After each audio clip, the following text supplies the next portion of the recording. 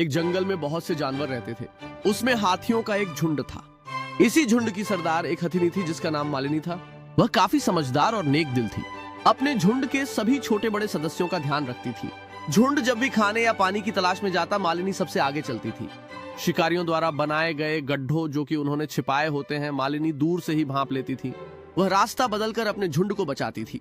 झुंड के सभी हाथी और उनके परिवार मालिनी की हर बात मानते थे। इसी तरह समय बीत रहा था।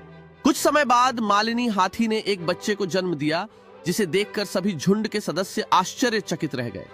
जो नन्हा सा हाथी झुंड का सदस्य बना था वह था सफेद हाथी। जहां सारे हाथी काले रंग के थे, वहीं यह सफेद हाथी पूरे जंगल में कौतूहल का विषय बन गया था। जो भी सफेद हाथी के बारे में सुनता वह उसे देखने आ जाता।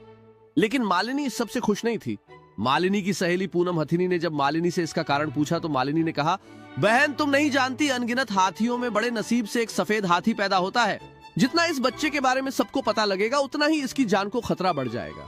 पूनम यह बात सुनकर बोली, हाँ यह बात तो हमने सोची नहीं कि हमारे नए सदस्य की जान को सबसे ज्यादा खतरा है।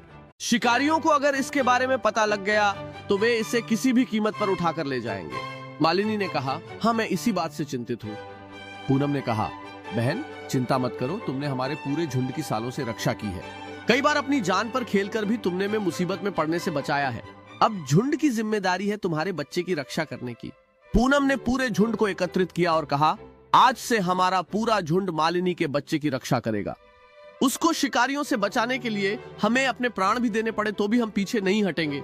सभी ने सूंड उठाकर उसकी बात का समर्थन किया।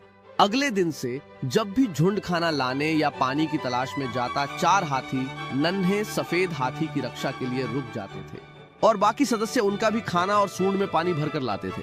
लेकिन धीरे धीरे ये बात शिकारियों को पता लग गई कि जंगल में एक सफेद हाथी